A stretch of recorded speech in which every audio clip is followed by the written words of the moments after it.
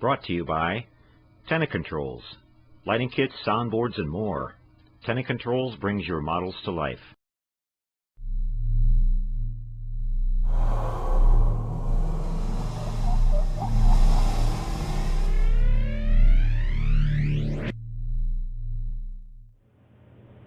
Well, hello there, everybody, and welcome to another episode of The Model Shop. We're glad to be with you guys this Saturday night. Hope you guys all had a great Christmas. We had a great one here, and we got a fun little show in store for you guys tonight on the post-holiday weekend here. We're going to be coming back first with a look at the 1970 Dodge Challenger from Vanishing Point, the model I was working on last week. I got that one finished up this week, had a little time off from work because of the holidays. And then I also built another kit this week too, just for fun. I built the 1971 Hemi Cuda in 1/25th scale that I did up as the car from the movie PHANTASM. It's an old cult classic horror movie that's one of my favorites, and had a lot of fun putting that one together. Did a little bit of custom work on that one to make it look like the car in the film. And then we're going to be working on the Batmobile base tonight, guys. I've been setting aside some time to finally get that one wrapped up. Our good friend Dave at Wolf Base sent us that display base a while back, and we finally got that all put together. And tonight we're going to take it on the bench and add the soundboard and get everything mounted and all wrapped up on that and get the car mounted on it, and we'll show you that. And then towards the end of the show here, I've got some little surprises I wanted to show you guys. I had a nice little haul for Christmas this year. Got some nice die-cast scale model cars that I collect those as well as building models, so I'll be showing you guys a little look at those. Some of my favorites that I got in. I guess I was a good boy this year, so I got a nice little haul from Santa.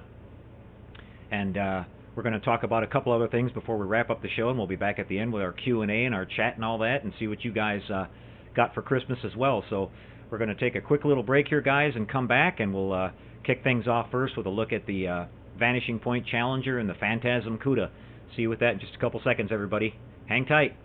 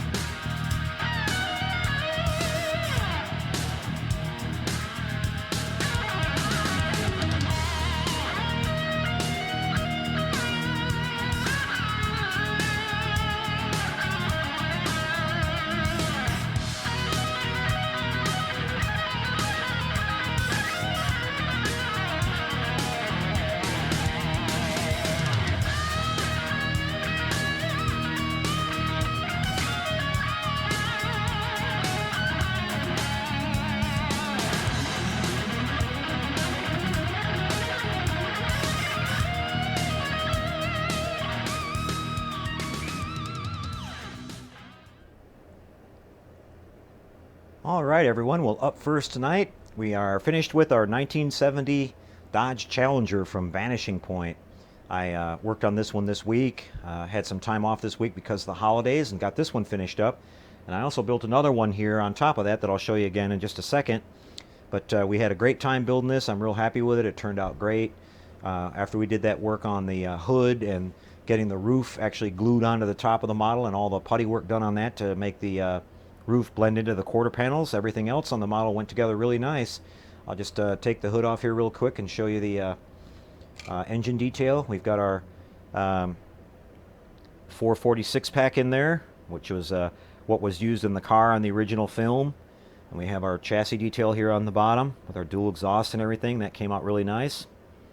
And she's a great little kit, and I love the fact that they gave you all the decals for this, for the for the 440 emblems and the RT and the Challenger wording and everything on the vehicle. So that's really, really nice.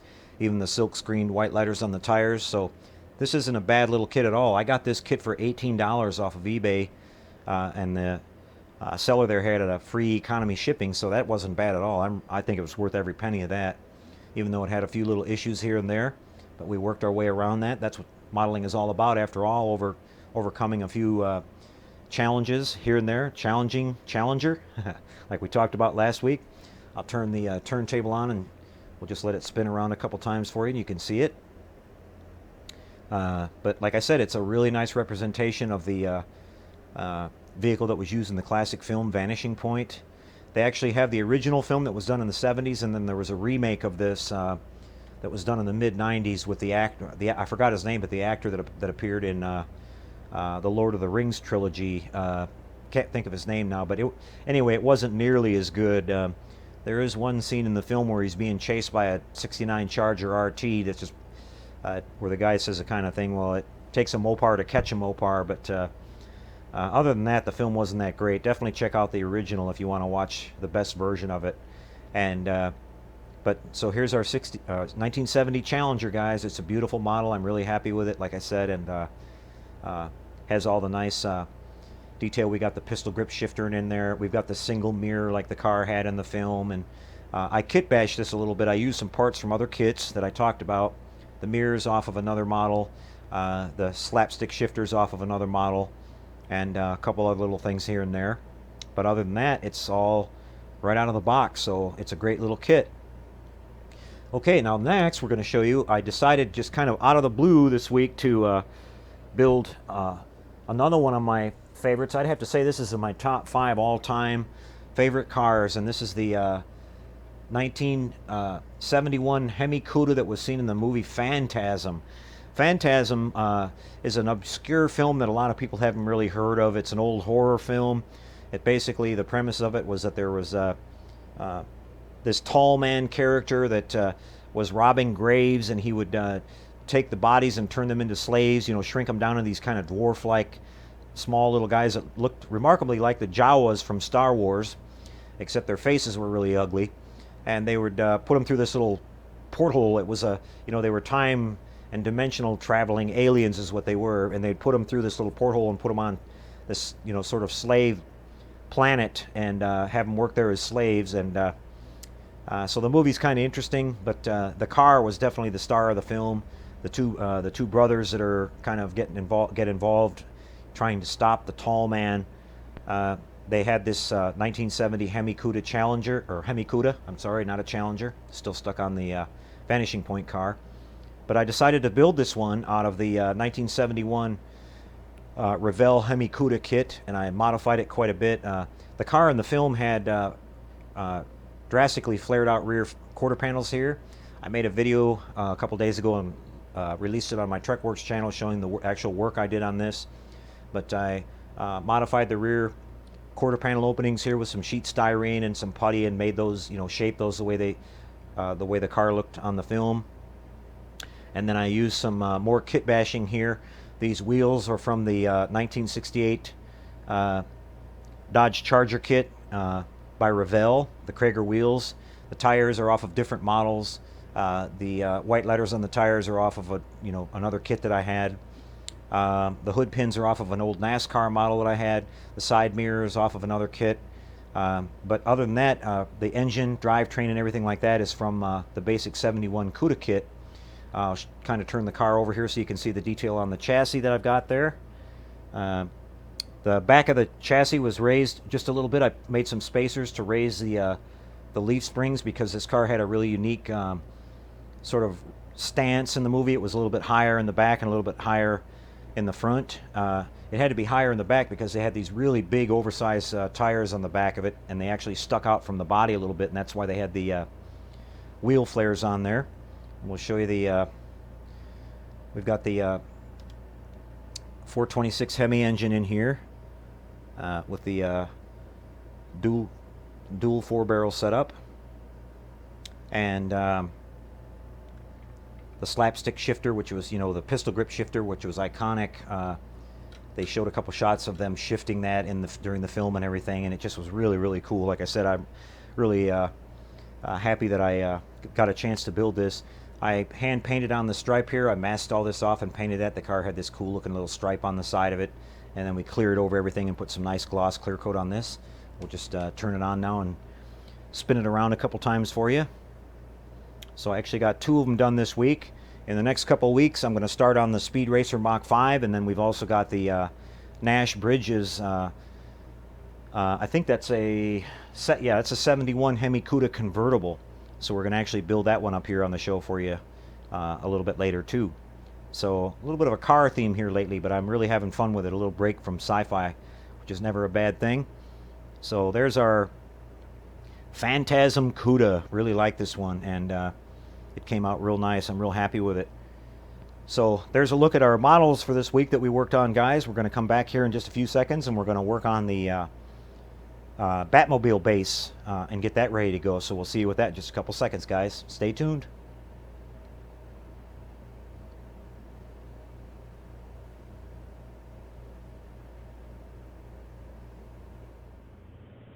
Okay, everybody. Well, I hope you guys enjoyed the buildup of the Challenger from Vanishing Point and the PHANTASM Cuda. I just wanted to show you guys real quick. I forgot to mention here before I started this, I was going to show you a picture of the actual kit that I used to build up the Cuda. A couple of you guys wrote to me and asked about that. This is the Revell 71 Hemi Cuda Street Machine kit, and you can find this on eBay really cheap. I think I got this kit for like $12 off of eBay, and there's still quite a few of them around, it seems like.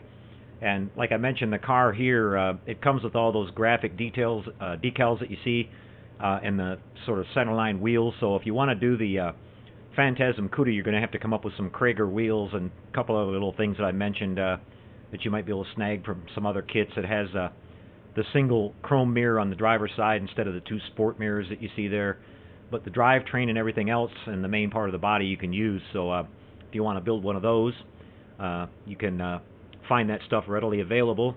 And I had a lot of fun building both of those cars up. I'm kind of on a like I mentioned last week, a Mopar movie and TV series. We've got this nice little Nash Bridges 71 Hemi Cuda convertible we're going to do pretty soon, and a couple more.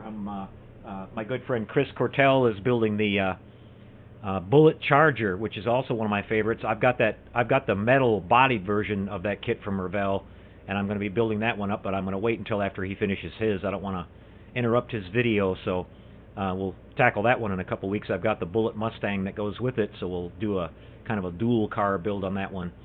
Okay, guys, time for another quick break, and when I come back, we're going to start work on the Batmobile base. That's going to be a lot of fun. I've been wanting to get that one all wrapped up and put together, so we'll see you with that in just a couple seconds, everybody. Be right back.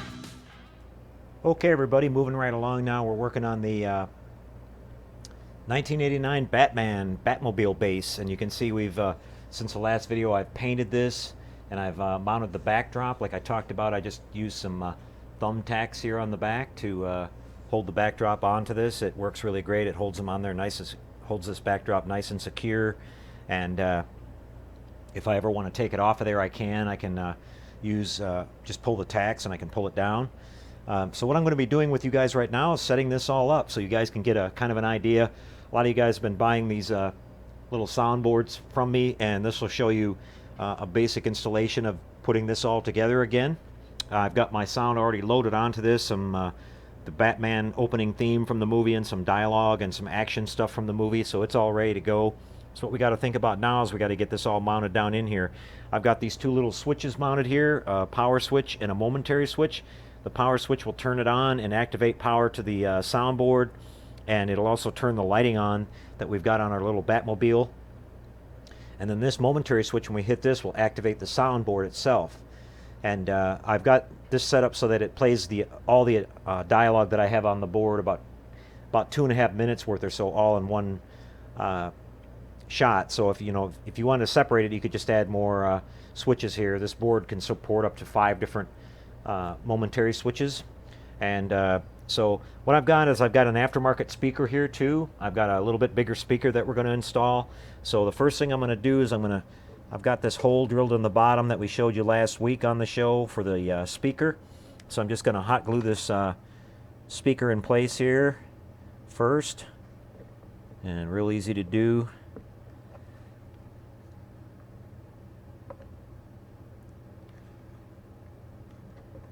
And then we can kind of start laying all of our wiring in here. Okay, we'll get that squared away. Get rid of these cobwebs here.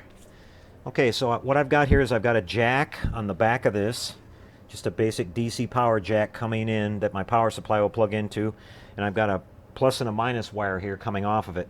So the plus wire we're going to run all the way over here to our power switch on this one side, and I'm just going to kind of get it to where I want it to be, and then we're just going to cut it short here,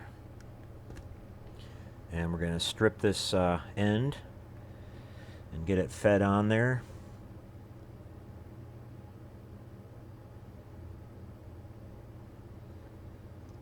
And then we're going to come with another our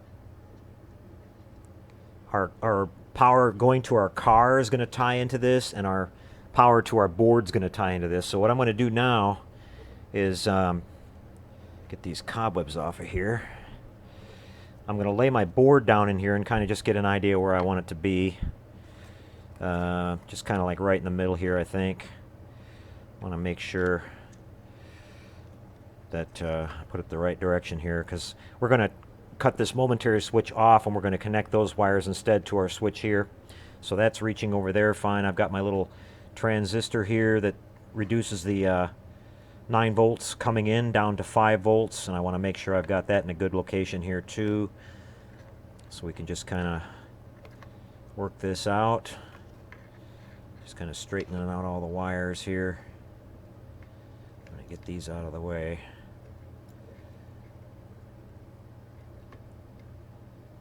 These are our 2 inputs here that come into the board for our power. So we want to have that connecting to our switch over here, and the other one's going to go to our ground. So I pretty much like where everything is right there. So I'm going to go ahead and hot glue this board down in place as well.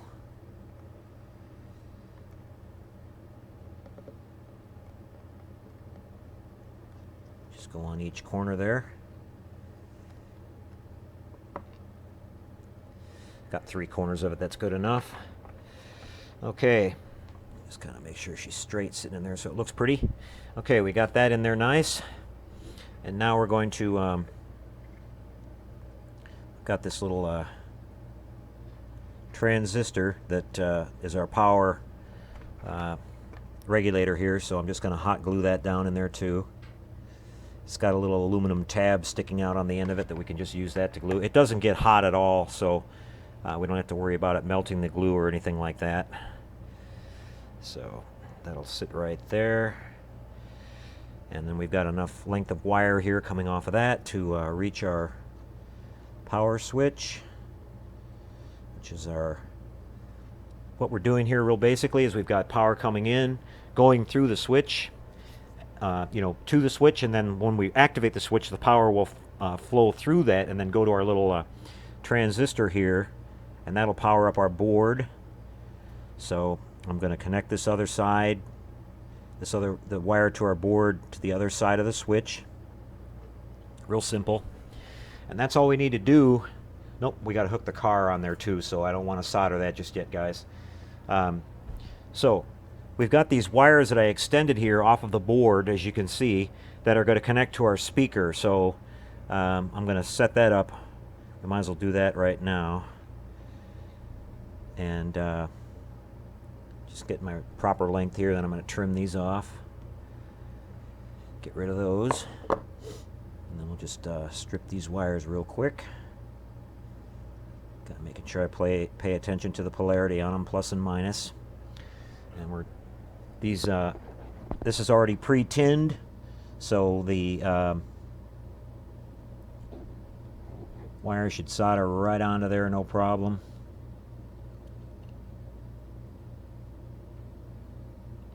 Get this one on the other side.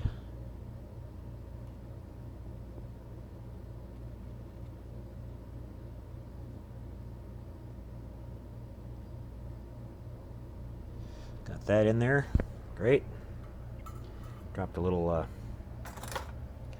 glob of solder off my iron there. I want to get that out of there. Don't want that floating around getting in touching on something, because it's definitely conductive and would cause a problem. We don't want that to happen. So get rid of that. Okay. Now, so we've got our board mounted. I'll just kind of tip it up here so you guys can see a little bit better. We've got our board mounted, our speaker mounted, and now what we're going to be doing is we're going to, I think I'm going to put 2 more tacks on the very ends of this too, just in case I was happening to snag that and rip it, but we'll worry about that a little bit later. So now I've got our momentary switch here, and as I mentioned, we're not going to use this one. We're going to connect it to this one right here, so it's a simple matter of just clipping these wires, and on these momentary switches, it doesn't matter which way you hook them up. They don't have a plus and a minus, so we can just strip these real quick, and I'll tin my wires here with some solder.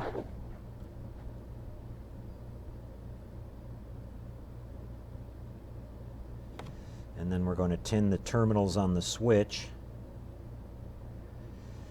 Kind of get everything out of the way there.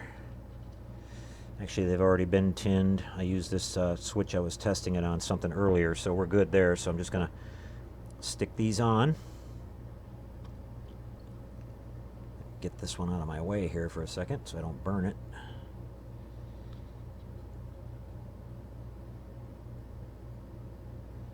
Okay, we've got that one on there.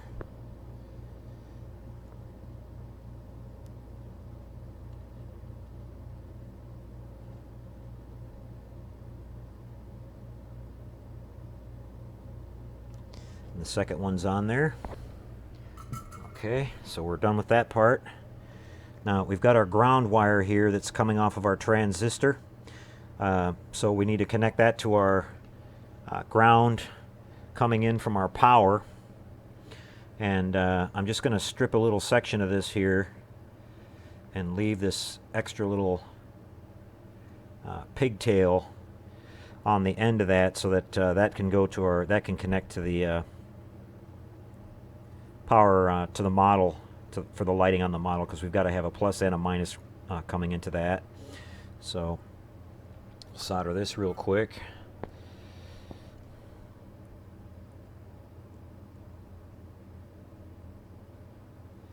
Okay. And I've got a little bit of heat shrink tubing here, so I'm just going to run that over the top of that.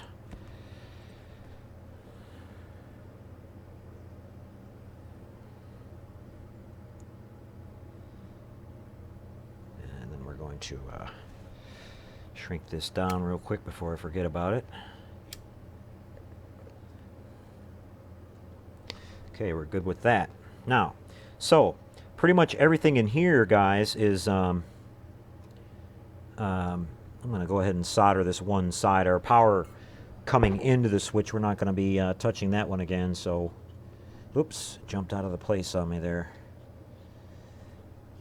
We can solder that one.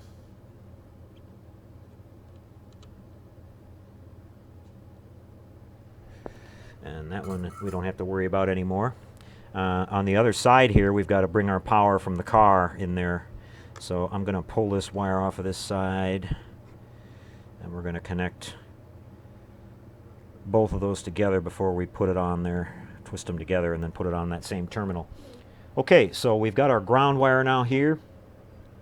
This doesn't need to be this long because I've got extra long wires on the car, the wiring coming off the car itself. So we'll be all right with that. So it's time to bring in the Batmobile. Here's the top of the base. It might be a little bit hard to see, but what I've done is I painted this gray and I've textured it a little bit to make it look kind of like asphalt. I don't know if that's showing up too good on the camera there for you or not, but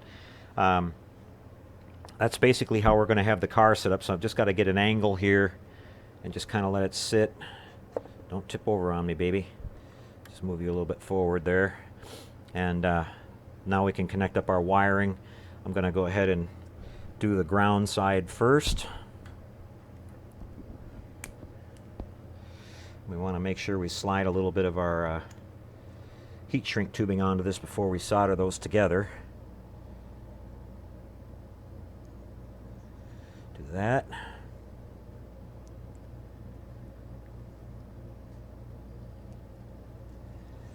Okay, now we're ready to connect this one.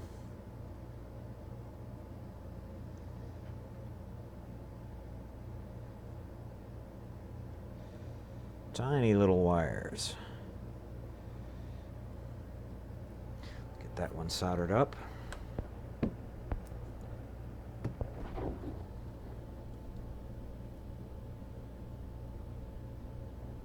Just like that. And then we'll slide our heat shrink tubing over the top of that and get that taken care of. Good with that. Okay, now our power wire coming for our car is going to run all the way over here and connect to this other wire that we've got for our board, and that, as I mentioned, comes off of the second terminal on that switch. So these can go together. That way they both power up at the same time.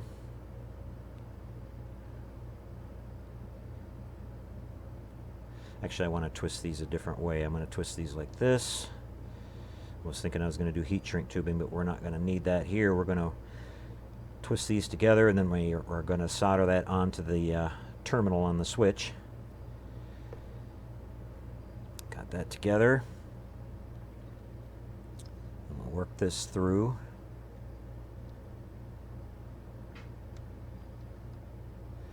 Okay, we're good there. Give it a little dash of solder on this.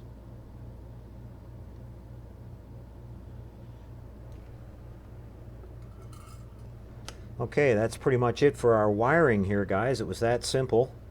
You know, some of this was already done. Like I said, I built the car a while ago and had the wiring all set up for that already. What we can do now is we're going to unplug our glue gun here. And before we close all this up, we want to test it, of course. We should be okay. So I'll plug in the power supply. And we'll plug it into the back of the unit here. And we'll try it. And if I did my homework, everything should come on and be hunky-dory for us. Okay. We hit the power switch, and you can see that we've got the lighting on the car comes on now. We've got all of our tail lights and our bat headlights here. And, of course, you guys remember we have the interior of this lit up as well. Now we hit the soundboard. And it is definitely playing. Okay, guys, so what I'm gonna do is I'm just gonna let my wires kind of tuck in here. I'm gonna make sure I pull my wires down tight here. I'm gonna leave a little extra slack in there because I don't want to, you know, I can move the car around just a tiny little bit here. And we're going to reposition the camera here for you guys so you can see everything. Just kind of figure out. Now, I'm also going to be coming back here. I haven't worked all this out yet. Like I mentioned, I've got my light emitter figured out that'll put the light that I'm looking for. And we're gonna shoot. I think I'm gonna put it in this corner, like right here, and I'm gonna aim it right up like this, and we're gonna shoot the bat signal up on there. Now, my problem with that is I've got to cut out a really small bat shape because I've got to stick it over top of the lens, and I just haven't had time to work on that yet. I've got the emitter actually figured out, and that's going to work just fine. I've got the machine gun covers that we got to put back on our Batmobile here too. Just let those sit in place. Okay, so let's get you down here at a little bit better angle, and so you guys can see this. Maybe we'll turn you over here a little bit so you can see the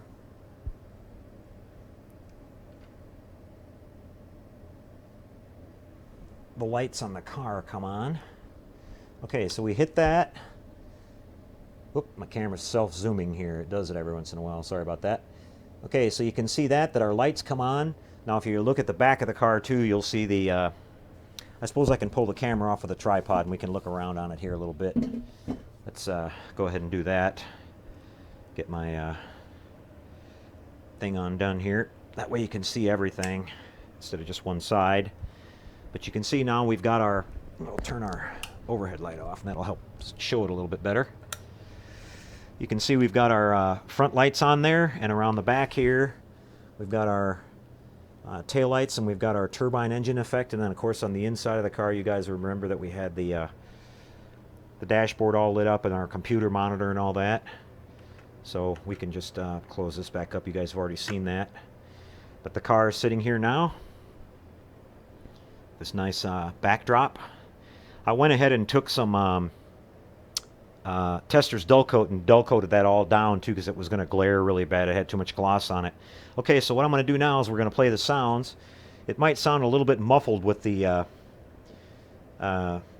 you know, cloth underneath of this, but I'm going to set the microphone here and you guys should be able to hear it. Here we go.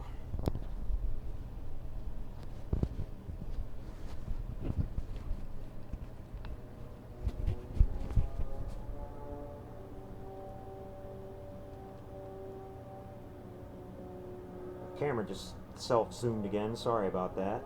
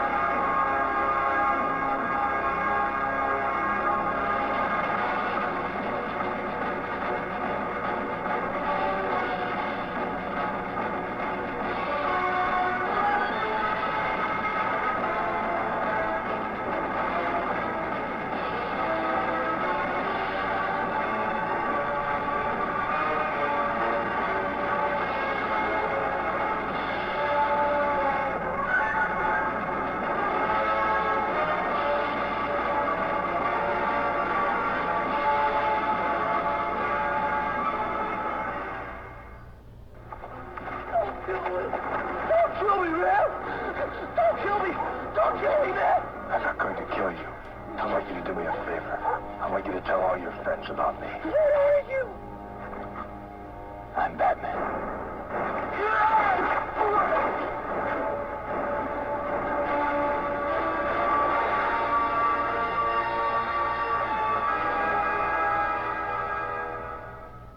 Get the car.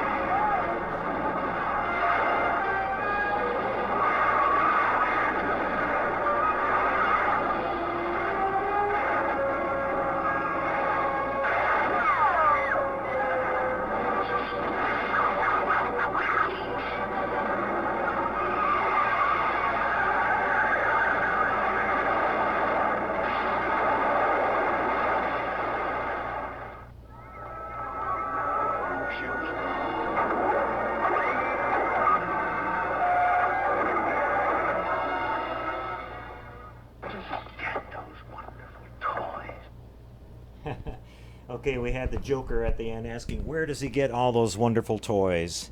Okay, guys, well, there's a look at the, back a little later once I get the bat signal emitter thing figured out, and we'll show you one more little look at that. But been wanting to get this one all wrapped up for quite a while. So, again, thanks, Dave, at Wolf Base for the play now. And like I said, it's all finished up, and I'm real happy with how that turned out. A beautiful display base. It's perfect for this display, and everything came together really nice, guys. So I hope you enjoyed that one.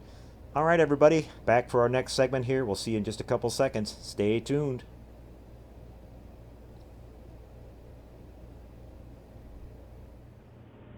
Okay, guys, back with you again. I hope you enjoyed the Batman display. I'm really happy with how that one turned out. And again, Dave, thanks so much, buddy, for building that base. Fantastic job on that one, and it's be happy to put that back. And I'm going to share with you some of my Christmas surprises that I got this year. I got some really cool little die-cast cars to add to my little collection here, and with everything else.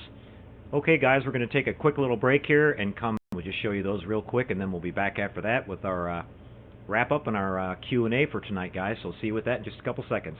Be right back.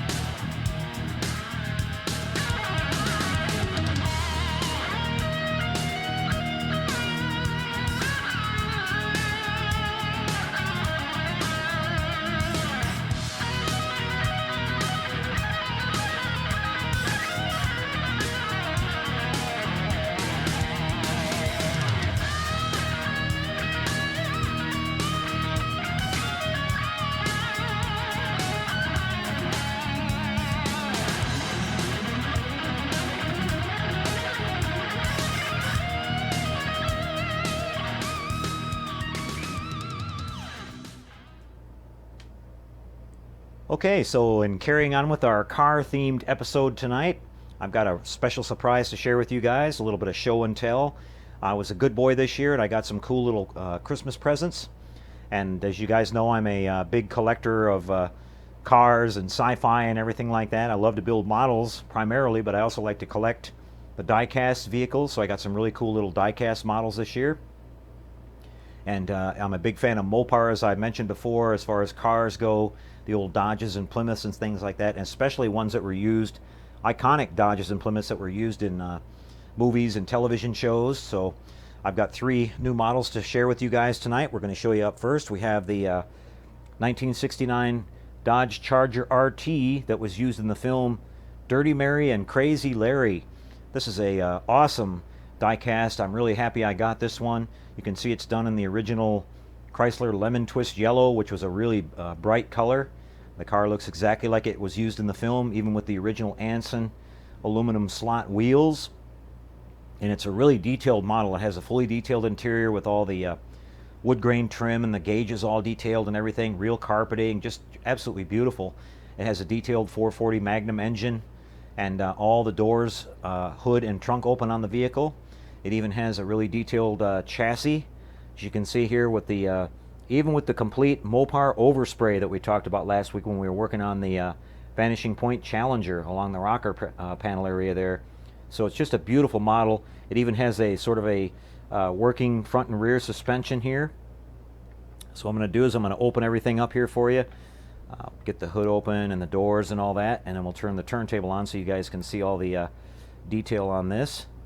And we'll start things spinning around here, and I'll talk about it a little bit more. As it spins around, you'll be able to see all the beautiful detail there. It has the fully detailed trunk, even with the original trunk matting in there with the spare tire and jack and all that. It has the beautiful wood grain interior that you can see there, and the really nice 440 Magnum engine with the spark plug wires and all that. Even the battery cables are present in here.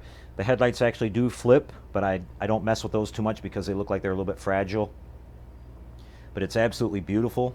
It has a steerable front end on it, and you can see it has all the correct markings and everything on it, even the correct license plates that they had in the film. And here you see the little antenna that's this actually is removable, but during the film Peter Fonda's mechanic would ride in the back seat and listen to the police scanner when they were being chased by the police. They were a couple of race car drivers that were on their way to Daytona. Peter Fonda wanted to race at Daytona, and so they pulled a robbery along the way to raise the money to be able to do that. And so the police were after him, and he would listen to the scanner, and whenever he would do that, he would stick this little antenna out the back window there and clamp it on the drip rail there and listen in. And so I thought it was really neat that they included that detail on this diecast, which is really cool. So they didn't miss anything on this one. It's absolutely beautiful. And like I said, that little antenna is removable if you want to take that off, but it does have the steerable front end and everything. And so I'm really, really happy to get that one. Now I'm actually going to build this one in a 1/25th scale model a little bit later. One of our community members sent me a nice little file in the email of the stripe that goes on the side of this, which is actually in scale for the 1/25th. I'll probably use a 1/25th Revell 69 Charger kit to do that, and we'll get this all painted up. I'll have to find some correct wheels for it, but those are out there. You can get those in resin, you know, the aluminum slot type wheels. So there's the 69 Dirty Mary and Crazy Larry Charger RT. I love that one. Okay guys, we got another one here to show you, and I'm sure you guys are going to recognize this one. This is one of my all-time favorites, and I'm sure you guys are fond of it as well. We have Christine. This one is also from Auto Art. This is another 1/18 scale, and it's an absolutely beautiful, beautiful model. They just recently came out with this one. They had an earlier version which they just called Christine. Well, this is what they call Christine, the daytime version, which the difference in the two of them is that it has all the windows in clear, where the earlier version had all the windows blacked out. I like this version better because you can see all the detail in the car a lot better, looking in the windows and everything. And they just have this thing decked out completely exactly like Christine. It's just absolutely beautiful. It has the fully detailed chassis on the bottom, as you can see, with the dual exhaust and everything. This does have working lights, and you can see we have our little battery cover here at the back with 3 little coin type batteries. There's a switch here. Let's see, it's kind of hard to see. It's right here. It's a little slider switch to turn the headlights on. So I'll go ahead and turn those on while I've got the car tipped over here. But it's an absolutely beautiful model.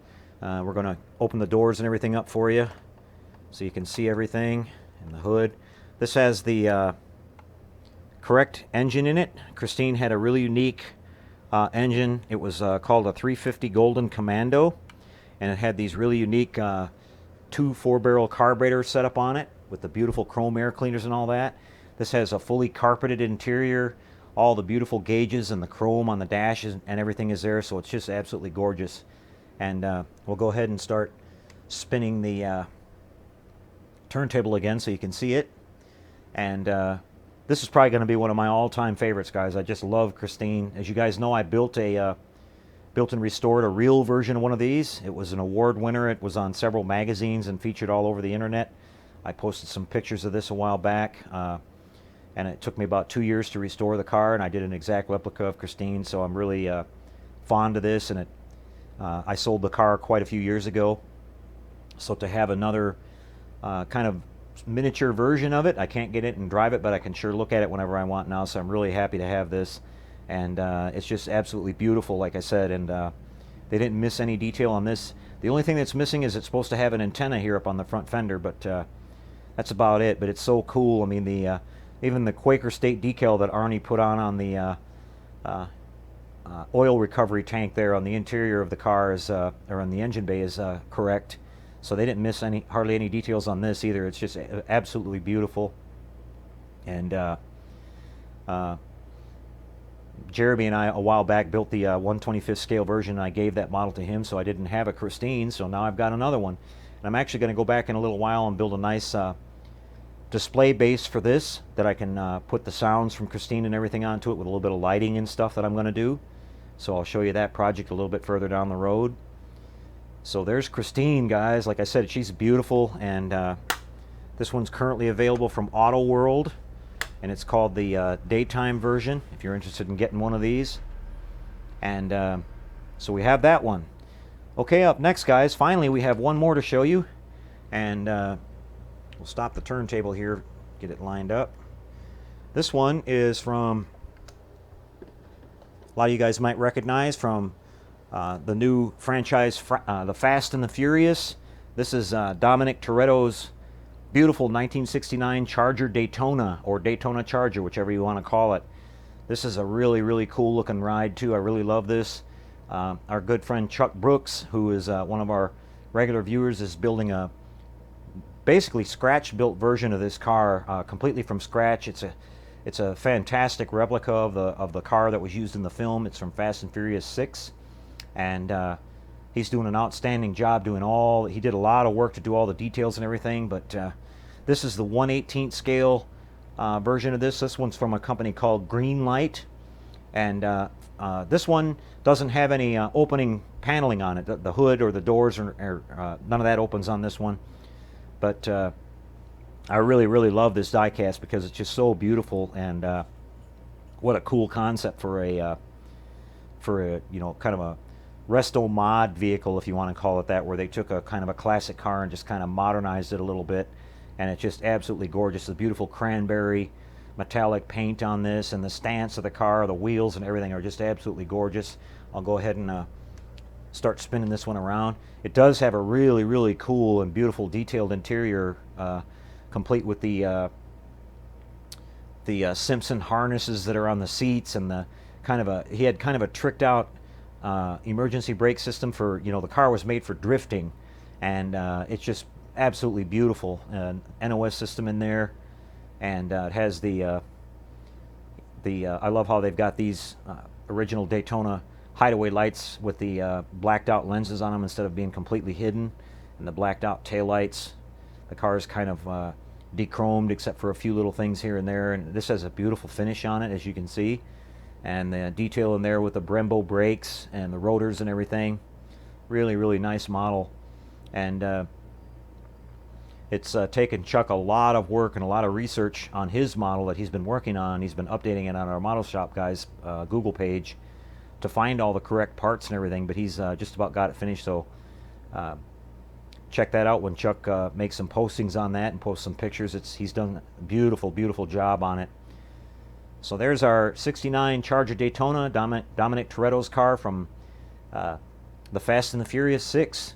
And like I said, I'm really happy. I'll be putting these on display in my model room real proudly. I'm real happy I got these, and some iconic Mopars, and there's lots more of them out there, so I'll be collecting more and building a lot more. So that's a wrap for our show and tell here, guys. We're going to come back now with our next segment, and we'll see you with that in just a couple seconds. I hope you enjoyed this little segment.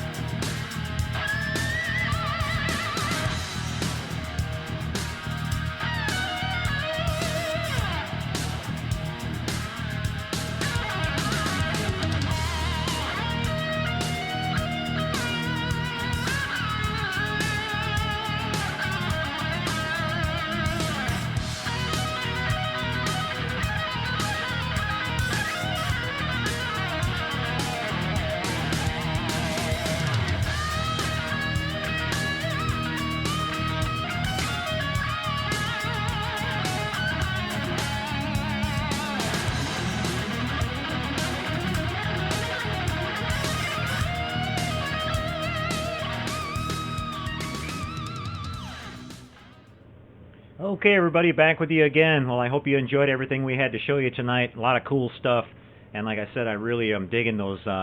Those are all 1/18 scale die-cast cars. They're all currently available if you guys are interested in any of those. They're not really that expensive either. You know, if you think about buying a kit for around $30 and putting it all together, painting it, and adding all the details and everything, you'll have, you know, $40 or $45, $50 in it, and you can get a lot of those die-cast cars if you look around for right around that same price. So, you know, if there's certain cars out there that you want, and you want to have all the fully functioning, like opening doors and all that detail and everything, like I said, I really enjoy collecting those, and they're going to go really nice in my model display room.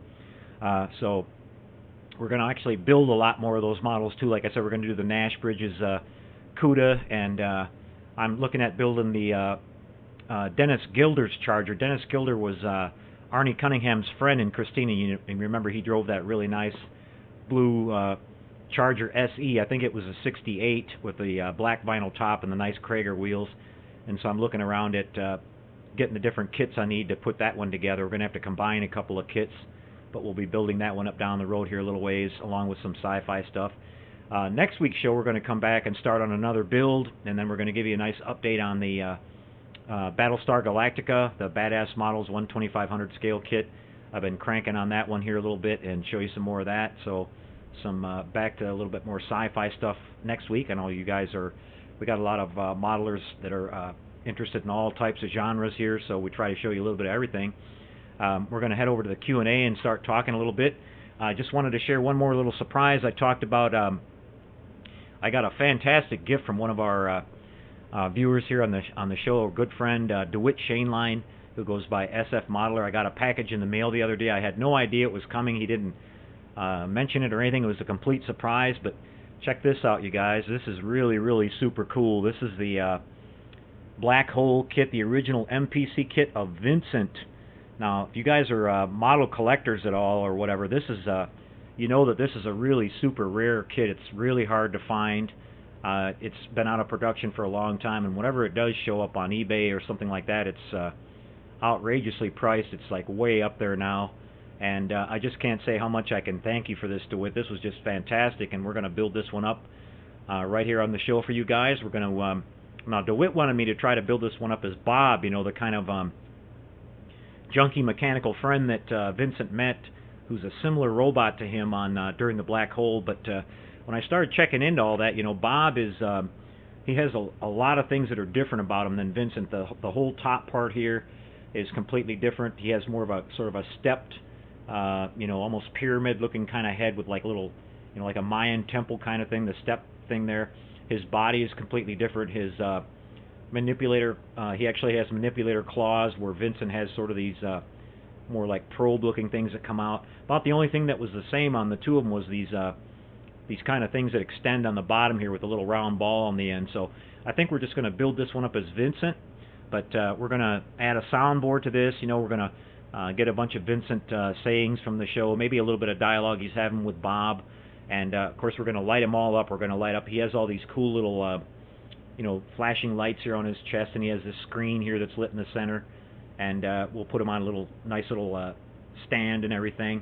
And I have the Maximilian, you know, from the same series from MPC that I built quite a while ago, and I've got him all lit up and everything. So I might, he's been just hanging on my wall in my display room. So I think I'm going to build a stand for these where they can both be together, and that way they can maybe, you know, I can put a little dialogue on the soundboard too, where they're kind of, there were some great lines where Vincent was talking to Maximilian and all that. So I can't say again, thank you so much, DeWitt. That's just awesome. I was completely blown away, and we'll do a really nice job building that one up here and show the whole thing on the show. So you guys can look forward to that one too. A little bit more sci-fi coming towards you. Okay, guys, I'm going to head over to the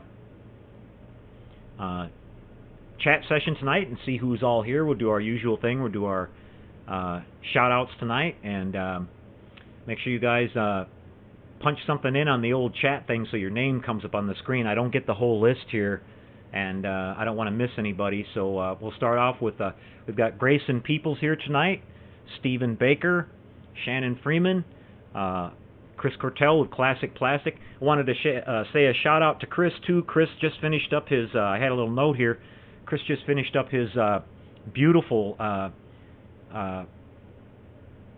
Blue Thunder kit. He built the Kitech version of that, and he was published his video of the finale of that on just a couple, I think maybe today it was, or maybe last night. And he was talking about how, you know, it didn't turn out that well. But if you watch the videos, guys, you'll just be blown away. He did a fantastic job on the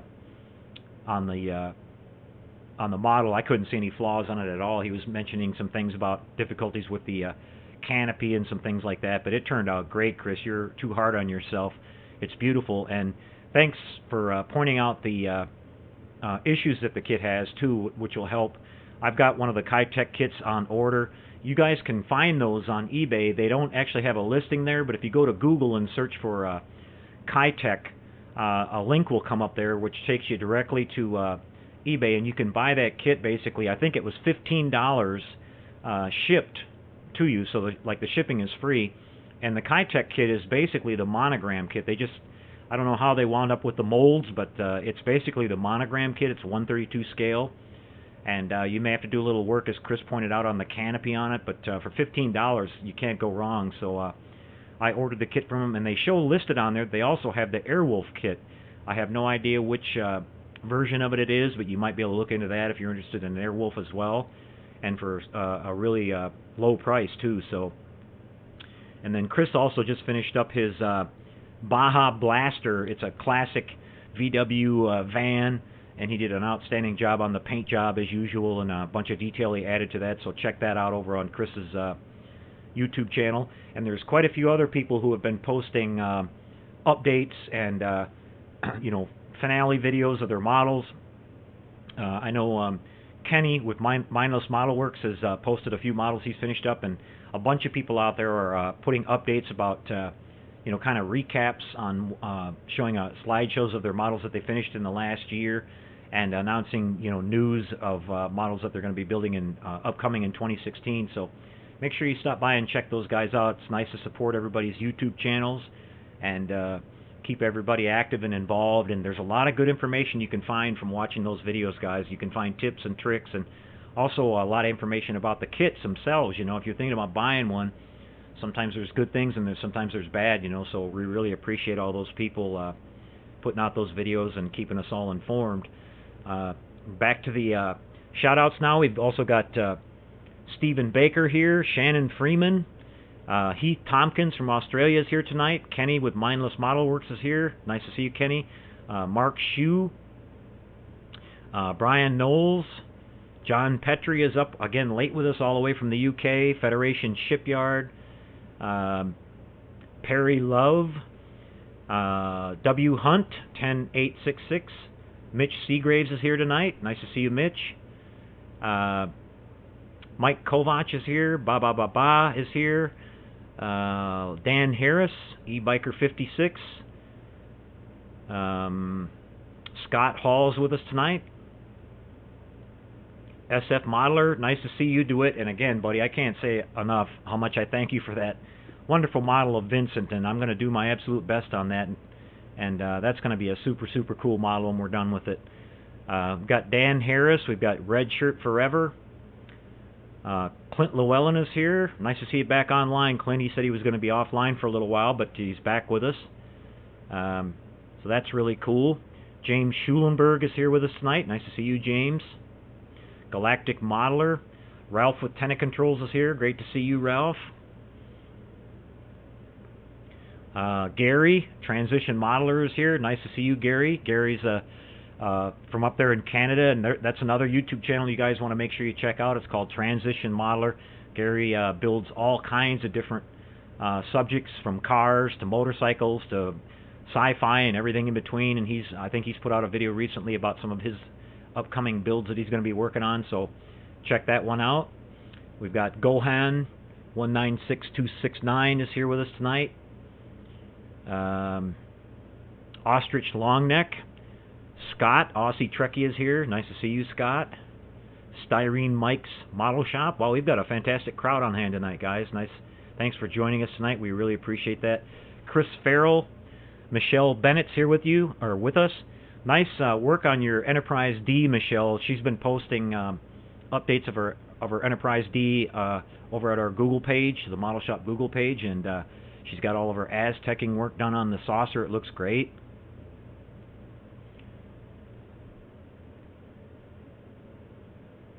And I think that's about it for the shout-outs, guys.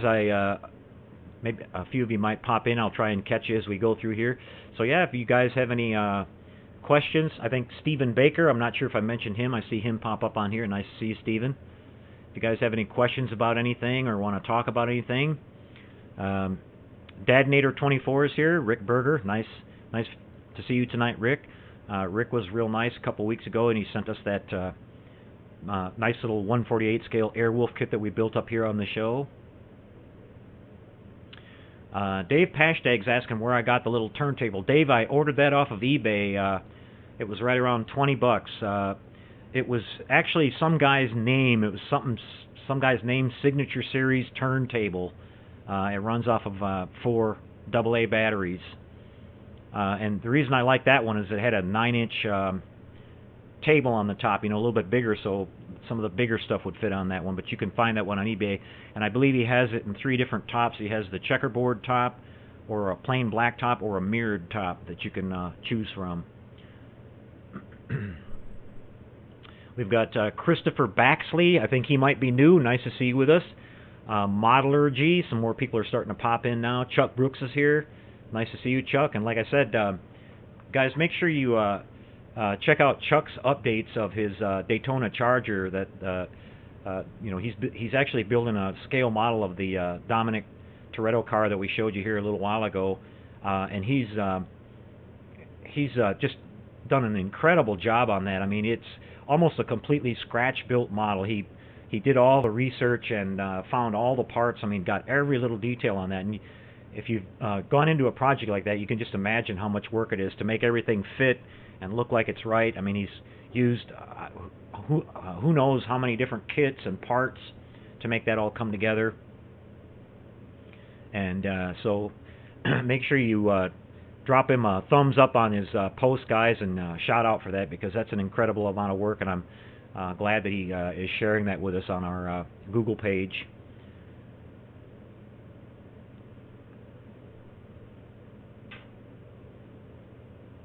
Got Clint Llewellyn's here with us tonight. I think I mentioned you, Clint. Yeah, nice to see you back online.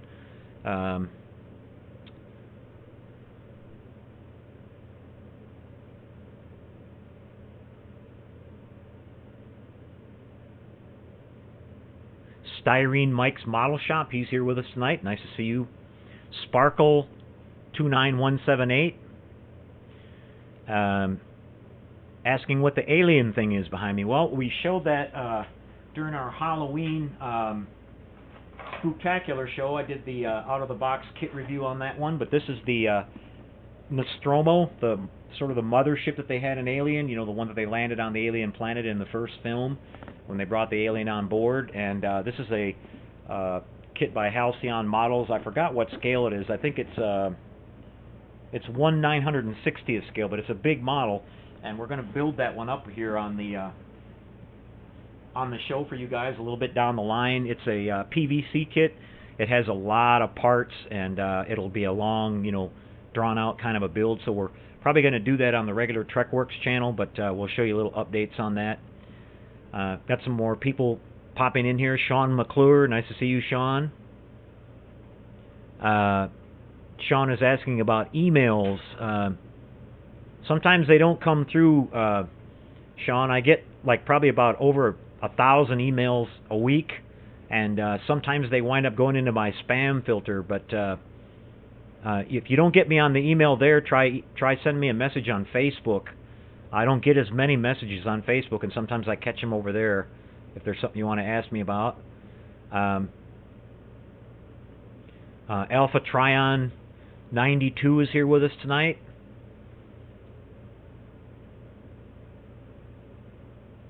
Let's see. I see some questions popping up here. Let me try to catch some of these.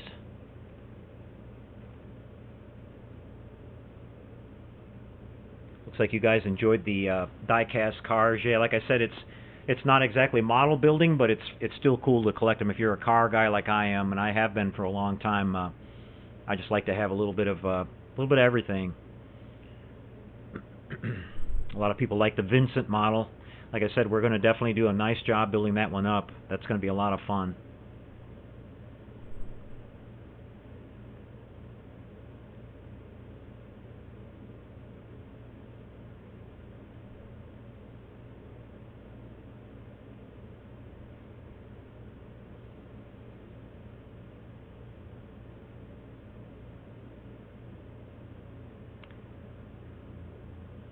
John Petrie's got a question here about the 1/350 scale Enterprise refit. When I fit the planetary sensor on the refit, what's the easiest way to feed the wiring up into the saucer without opening up the whole area? It won't sit down for me. I'm not sure about that one, John. All I did on mine is I drilled I guess it wasn't a very big hole, but kind of right in the middle, and I lit my planetary sensor on the bottom of my refit with some SMDs, and I just kind of bundled them all together and just ran them up through one little hole I had in the center, and then put it down. You do have to put some putty around the edges of the sensor there to get it to, so it doesn't have a gap in it. I wound up using some, I think it was, back then I was using the 3M spot putty is what I used, and worked it in there and just, took a Q-tip and just kind of smoothed it all out, and so I had to do a little bit of sanding on it when I was done, but that's how I worked mine in, and then just painted it. I had to mask off the 4 openings where I had my lights, and I masked it all off and painted it, and then I made 4 little lenses that go over the top of that whole thing out of some clear sheet styrene, and I took black vinyl, the vinyl tape, and I made the little black spots, that are on those lenses to make the square shapes and everything, and just kind of stuck them in there. Is how I did mine. But there's a whole bunch of different ways you can do that.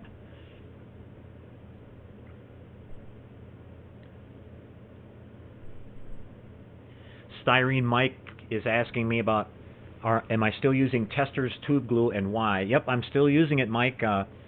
It works perfectly fine for me. I know a lot of people out there say it's old-fashioned and they don't use it anymore, but all the models you see me build, I've been using Tester's glue the whole time, and I've never had any problem with it. You just, like I said, you just want to learn how to control it so you don't blob it on there. If you're going to be gluing small little parts, you just make a little puddle and dip a toothpick in it and just apply it with that. Or, you can, the tubes now come with a little, sort of like a cake decorator applicator, tip that you can put on there to make it put out a little bit finer bead of glue. But there's nothing wrong with Tester's glue at all. It's just fine. I've got models sitting in my room in there that are 4 or 5 years old now that are, nothing's fallen off them, nothing's cracked or fallen apart. It's with the hobby, it's not always about what's the most expensive. Some people choose to go out and buy all the most expensive stuff and have to have every little thing, but just with some basics you can do modeling just fine. Speaking of one of the other YouTube channels, Chris Cortell, who I mention quite often, the reason I do is Chris is one of the things he advocates is building on a budget too, and he shows you all kinds of tips and tricks over there that you can save money, really simple ways, and all you have to do is look at how his models are turning out, and you can see how fantastic they are. They're just as good as anybody else's models that are, so-called pros that are out there and everything, that charge, thousands of dollars to build these things for other people. He's building models over there and shows you really simple and easy ways to do that, and I try to do the same thing here. And so, it's not always about the most expensive thing. It's just using what works.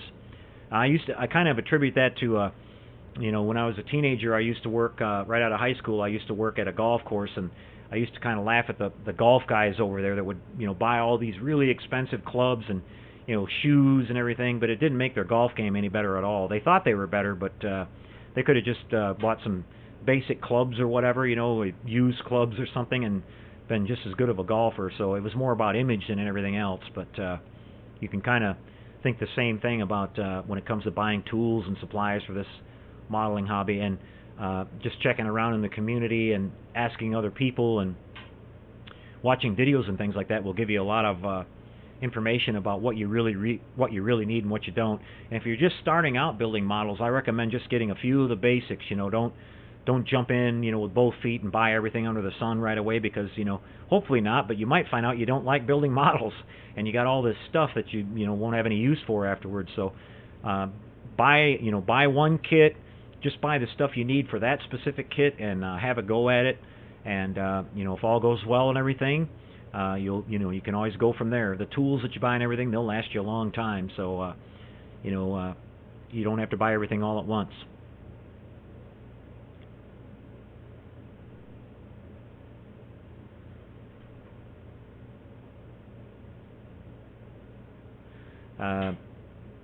Heath has a question here about lighting the Enterprise B.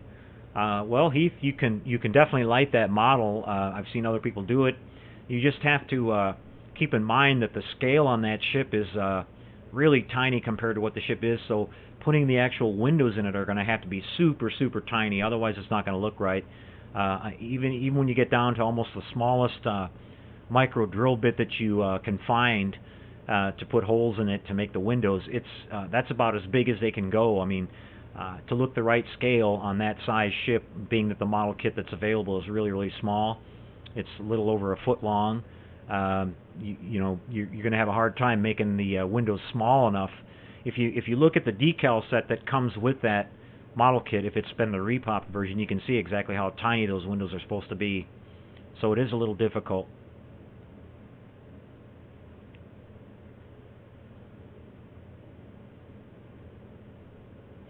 Looks like we had Armando Della Cabada joined us. Nice to see you, Armando.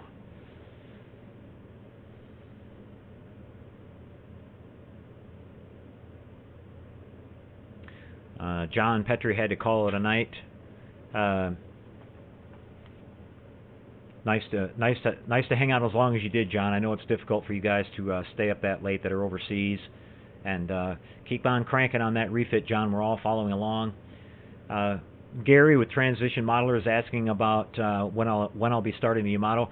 That's just the box up there, Gary. I've actually built 2 of those. That kit's already been built. It's on display in my room. I built that one, I guess, about a year ago now. But there's a video on my channel of it being built. You have to go back a little ways, but it's there. I had a whole build series on that one. That's got all the motorized turrets and everything, and it's got a remote control with it. It's an outrageous, really cool kit, and I've actually built 2 of those.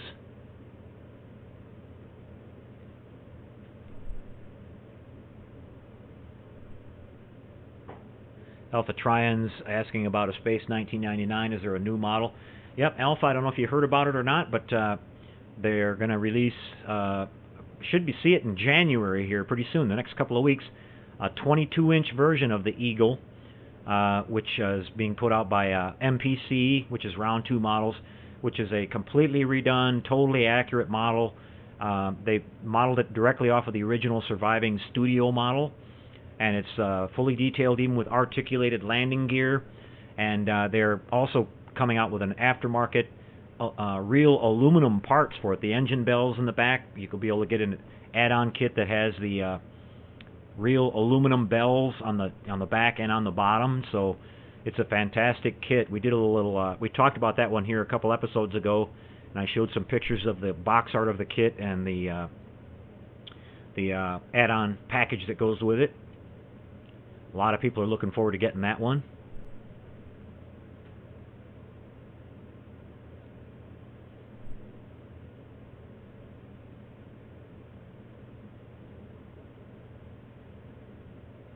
Jason Webster is here with us tonight. Nice to see you, Jason. He's asking if there are any photo etch parts for the 1537 scale Klingon Katinga. Well, yes, there is. There's if you go and look up www.fedoratron.com, that's like Fedora the hat, Fedora Tron, Fedoratron, all one word. That's our good friend Elliot Brown. He makes a beautiful photo etch set for the Katinga. He offers 2 different sets. He's got one that is made to work with the basic kit, the out-of-the-box kit, and then if you may or may not know this, JT Graphics offers a aftermarket resin conversion kit for the 1537 AMT Katinga, which you get the correct front end of the model, which has the forward bulb section sort of reshaped, and the upper bridge area is way more accurate to the way it looked on the movies, and some other details on the model. The impulse deck, the shuttle bay deck up on the top. You can get an entire kit of that, and Elliot Brown at Fedoratron also makes a photo etch kit to fit the JT Graphics aftermarket parts, the engine grills for the back and everything. I mean, it's a beautiful kit. Way back on my YouTube channel, you can go back and look. I actually built one of those up. I built two of them. I built one with the JT Graphics aftermarket parts and another one right out of the box. And I explained all that on that video and showed how it all looks when it's done. And you have to go back there a little ways, but you can find it on there and you can see what those parts actually look like and everything. JT Graphics also has some photo etch parts. They don't have a lot. They just have the grills at the back, as far as I remember, for the engines. But there's a complete kit. I believe I might have. I can probably show it to you here. Oh yes, I have the leftover set here from the. This set actually fits the out-of-the-box 1537 Katinga, and you can see how beautiful these are. You even have that little sort of flower detail at the front there, where the photon launcher is on the front, and all the windows, and a lot of really cool stuff. Even the officer's lounge window that was actually on the model at the back of the neck that you could really never see in the movie, but it was actually there. So that's a look at that photo etch set from Fedoratron. That's Elliot Brown. If you have trouble finding him, just email me at info@trekworks.net and I'll send you a link to him. And Elliot's a super nice guy, and he'll get those out to you right away. He does beautiful work. And they also have the set for the Kronos 1, which if you wanted to build that one, he has a different version of that.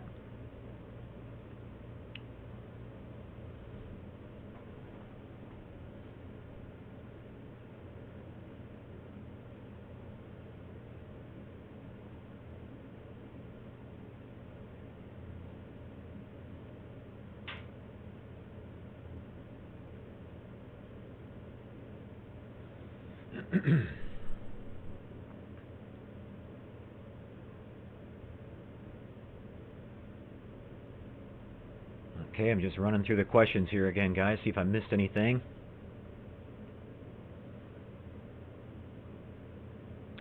Yeah, Clint Llewellyn's mentioning a 1/350 scale Botany Bay from Space Seed. Actually, Clint, that model's been out for several years. There's been several different companies that have made that kit.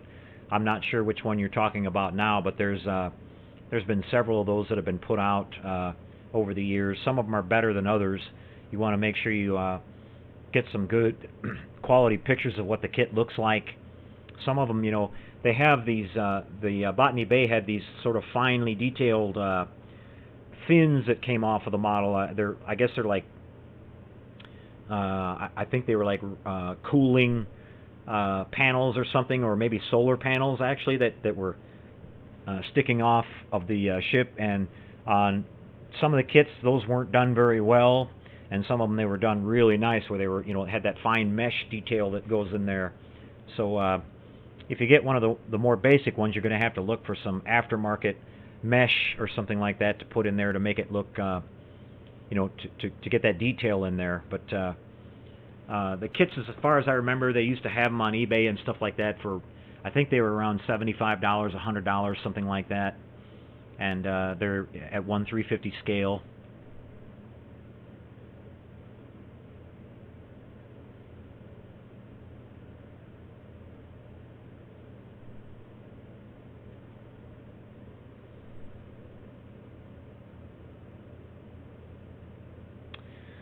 Eric Pearson, I think he's new. He has a question about when you build the lighted 1/350 TOS Enterprise and you paint the final color, how do you not paint over all the little windows, or am I missing something in the sequence is putting it together? Well, Eric, they make a masking set for that. You can either get that, I believe Aztec Dummy carries a masking set for that, which is just a little masking set that masks off all the little windows. He has the little round ones and the little long, rectangular shaped ones, and it gives you everything you need in that little kit to completely mask that off. Now, what I do with mine usually is I paint the entire parts of the saucer, the secondary hull, and anything else, and before I put it together. And so when I put all my windows and everything in, I can put it all together, and then all I have to do is touch up the seams. After I glue it together, I'm doing the little putty on the seams and around the edge of the saucer and all that. So I only have to I can mask off the entire thing then, if you follow me, where I only leave the area open where I'm going to touch up, and I take my airbrush and I just blend that. I save a little bit of that same batch of paint, and I airbrush it on where I did the seam work, and then when I pull that off, everything is done. And so a lot of times I don't need to use one of those little masking sets, but if you want to build the entire model and then paint it afterwards, you're definitely going to need to get yourself some masks.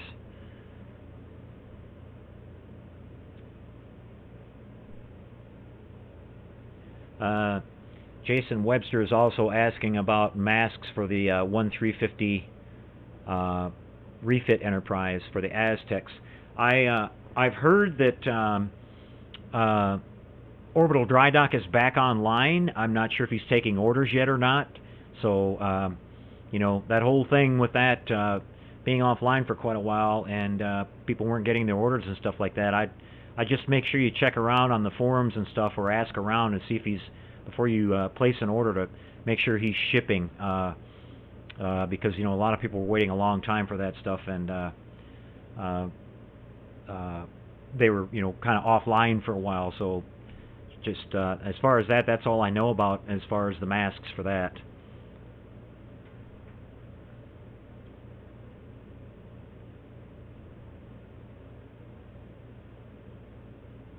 Rick O'Connor is asking about using a glue gun to glue down the wires in the Trek models. I'll either use a hot glue gun, or I'll just take a little bit of CA glue and just put a little drop and stick my wire to it and hit it with a tiny little bit of kicker. And if I'm doing a lot of wiring and I'm trying to do it all, kind of fast, I just use kicker and CA glue.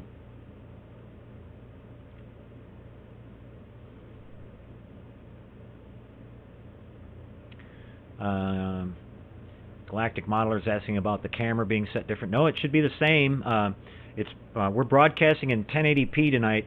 We have been for the last couple episodes, so some people's download doesn't handle 1080p. You might want to look at your YouTube setting and dial it back one down to 720 or even 480, because some people can't download and see everything clear at 1080p.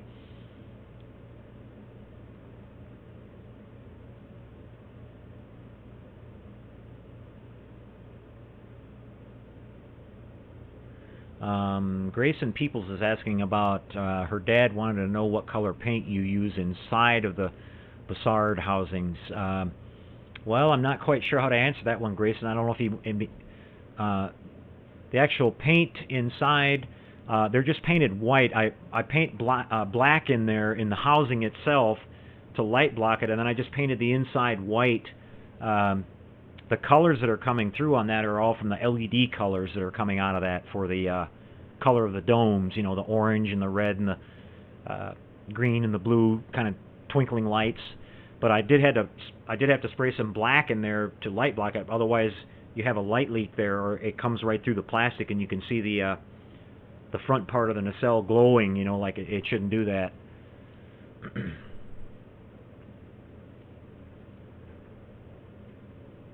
But if he's asking for something besides that, Grayson, just tell him to email me, and I'll see if I can help him out there.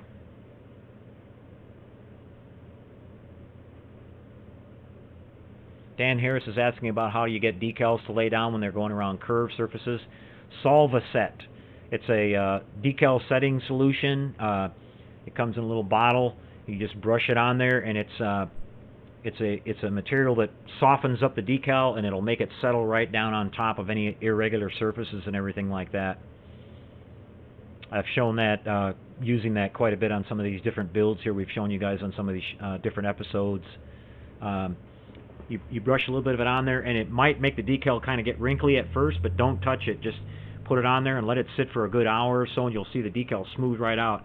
If it doesn't completely smooth out, just put 1 or 2 more applications of that on, and let it work its magic. Don't keep poking at it or brushing it on, globbing it on there, because you could actually wind up melting the decal if you make it too soft.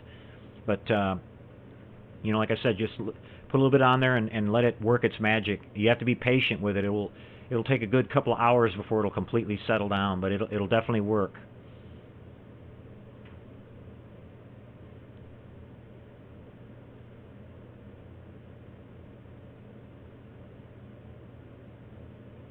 And looks like Shannon's calling it a night. Okay, Shannon, take care, buddy. Looking forward to your.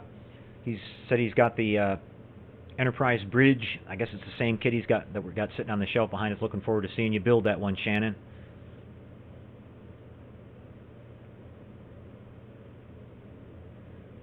Yeah, Baba, that's the Bondi Enterprise there in the background. I built that thing like 3 or 4 years ago, at least. I converted it all over to LEDs. Those things come with the little grain of wheat bulbs, and they run on a 9-volt battery, but I've got it running on LEDs.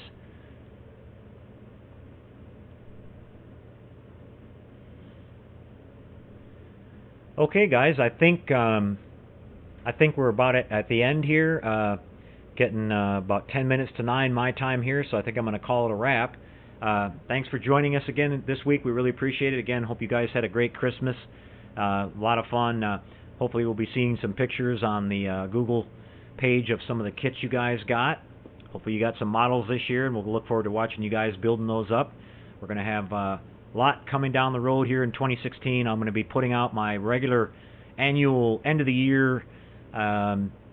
Next week we're going to do like a slideshow of the recap of all the models that we built here on the show, and we'll have that for you. I've got almost enough pictures that have been sent in by our viewers to put together a new viewers model slideshow for you guys. Just need a couple more and we'll have that ready to go. And then on the TrekWorks channel, we're going to be coming back with the update on the Battlestar and my annual end of the year kind of thing that I do every year, where we take a look around the model display room and look at all the models that we added to the collection in there, I guess, during the last year. There's a lot of them this year, and I moved everything into a new room and everything, so I've got a lot of stuff crammed in there already. Hopefully you guys will enjoy seeing that. And I guess we'll call it a wrap, guys. I'm going to be doing the hangout. It'll be a short hangout for me tonight, but I'll be doing the hangout after the show. I'll put the link up for that, for our after the show casual hangout, up on the Google Model Shop Google page here in just a few minutes. I'll shut the show down here, and it'll take me a few minutes to get everything cleaned up and then get that posted over there, so maybe about 5 or 10 minutes. And then we'll start out the hangout. But like I said, I can't stay too long tonight, guys, but some of you guys can come in there and have fun and chit-chat for a while. So again, thanks for tuning in, everybody. And again, DeWitt, thanks so much for the Vincent kit. We're going to have a lot of fun working on that one, and we'll see you guys again next week. By the time we see you next week, it'll be a new year, and we'll have a lot of cool stuff to look forward to this next year. Take care, everybody. Good night, and happy modeling. We'll see you next time.